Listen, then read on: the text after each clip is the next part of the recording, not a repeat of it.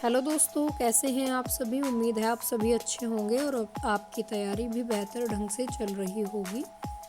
आज की वीडियो में हम उत्तर प्रदेश के ऐतिहासिक काल के बारे में जानेंगे, जिसमें हम जानेंगे प्राग ऐतिहासिक काल, जिसे पाषाण काल कहा जाता है, आद्य ऐतिहासिक काल, जिसे ताम्रपाषाण या ताम्रकांस्य कहा जाता है, इसे सिंधु सभ्यता के नाम से भी जाना जाता है, और ऐतिहासिक काल, जिसे लोह काल या वैदिक काल के नाम से जाना जाता है।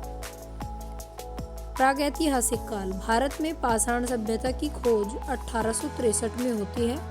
रॉबर्ट ब्रूस फुट तमिलनाडु के पल्लवरम में एक उत्खनन कराते हैं। इसमें एक पाषाण उपकरण मिलता है। पाषाणिक संस्कृति को 3 भागों में बांटा गया: पुरापाषाण काल, मध्य पाषाण काल और नवपाषाण काल। उत्तर प्रदेश में पुरापाषाण कालीन सभ्यता के साक्ष्य इलाहाबाद की बेलन घाटी, सोनभद्र की सिंगरौली घाटी और चंदौली की चकिया नामक पुरा स्थल से प्राप्त हुए हैं। बेलन नदी घाटी के पुरा स्थलों की खोज और खुदाई इलाहाबाद विश्वविद्यालय के प्रोफेसर G.R. शर्मा के निर्देशन में कराया गया। बेलन घाटी की लोहोदा नाला क्षेत्र नामक स्थान से पाषाण उपकरण के साथ साथ एक हस्त निर्मित मातृदेवी की प्रतिमा भी मिली।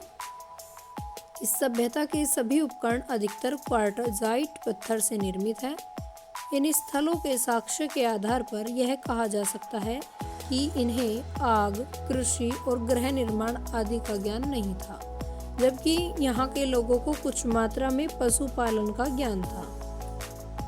आइए अब जानते हैं उत्तर प्रदेश में मध्य पाषाण कालीन संस्कृति के साक्ष्य कहां-कहां से प्राप्त हुए हैं। मध्य पाषाण कालीन संस्कृति के साक्ष्य मिर्जापुर, सोनभद्र के मोरहना पहाड़, बगरी खोर, लेखिया आदि से मिले हैं।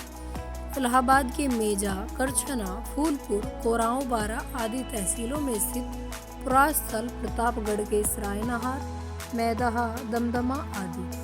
इस संस्कृति के उपकरण पुरापाषाण काल की अपेक्षा सूक्ष्म, चिकने और सुंदर है। सरायनहार से 15 समाधान मिले हैं, जिनमें मृतक का सिर पश्चिम की ओर है। इलाहाबाद की मेजा तहसील की चौपानी मांडो पुरास्थल से झोपड़ी और बर्तनों के अवशेष भी मिले हैं। मैदहा स्थल से उपकरण के साथ साथ सिलबट्टा, ग्रत चूल्हे यानी गड्ढा बना करके जो चूल्हे बनाए जाते थे, अस्थि और सींग के आभूषणों के साक्ष्य मिले हैं।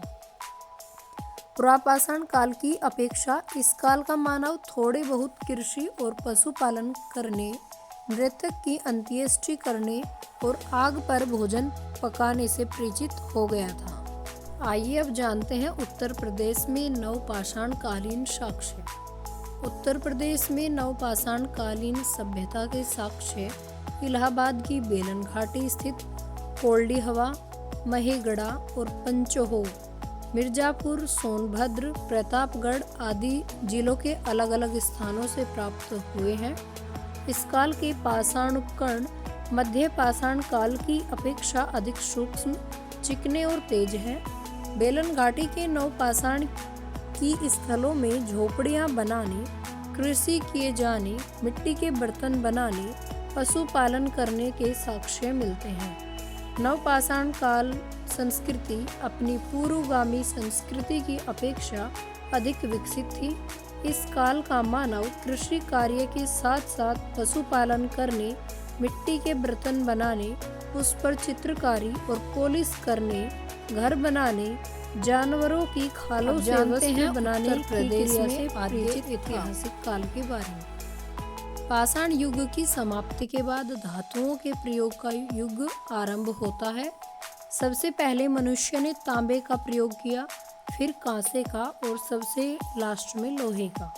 पाषाण संस्कृति के बाद सैंधव संस्कृति के पहले की संस्कृति को ताम्रपाषाण संस्कृति कहा जाता है, जिसमें पाषाण और तांबे के उपकरण का प्रयोग एक साथ किया गया।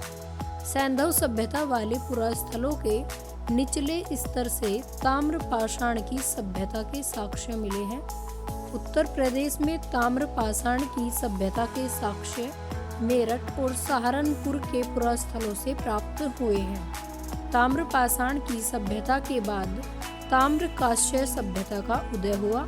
यह सभ्यता सैंधव सभ्यता का ही प्रतिनिधित्व करती है। यह सब 2500 ईसा पूर्व के आसपास पूर्ण विकसित अवस्था में प्रकट होती है।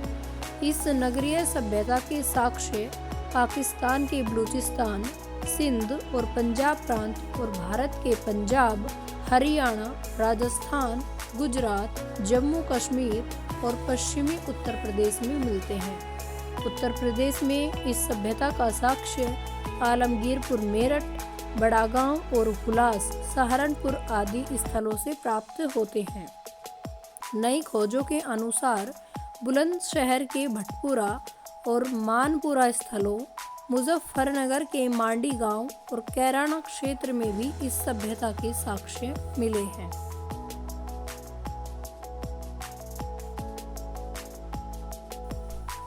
सिंधु सभ्यता के बाद आती है उत्तर सिंधु सभ्यता। उत्तर सिंधु सभ्यता सिंधु सभ्यता के बाद और वैदिक सभ्यता से पहले की सभ्यता है। पाकिस्तान के बलूचिस्तान, सिंध और पंजाब, भारत के पंजाब, गुजरात, राजस्थान, हरियाणा के साथ उत्तर प्रदेश से इस उत्तर सैंधव सभ्यता के साक्ष्य मिलते हैं। उत्तर प्रदेश के आलमगीरपुर, मेरठ, हुलास, सहारनपुर स्थलों से इसके साक्ष्य प्राप्त होते हैं।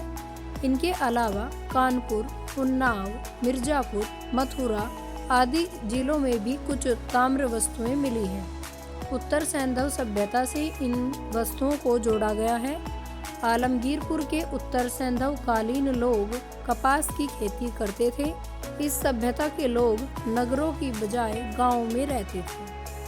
आइए अब प्रागैतिहासिक काल और सिंधु काल के बाद ऐतिहासिक या लोह काल के बारे में जानते हैं। सिंधु और उत्तर सैंधव के बाद भारत में जिस नई सभ्यता का विकास हुआ उसे वैदिक आर्य सभ्यता या लोह काल के नाम से जाना गया।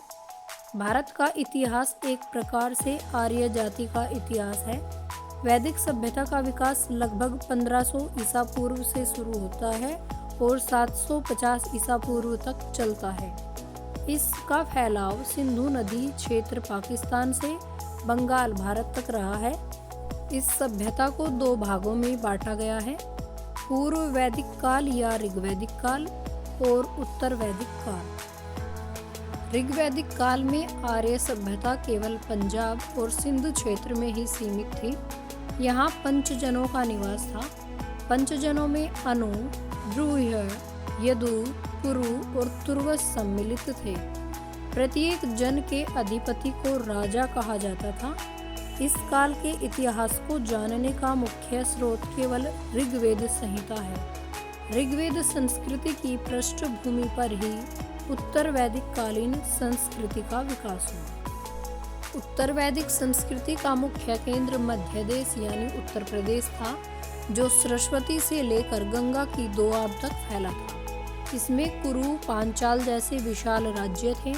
इनके अलावा और छोटे छोटे राज्य भी थे।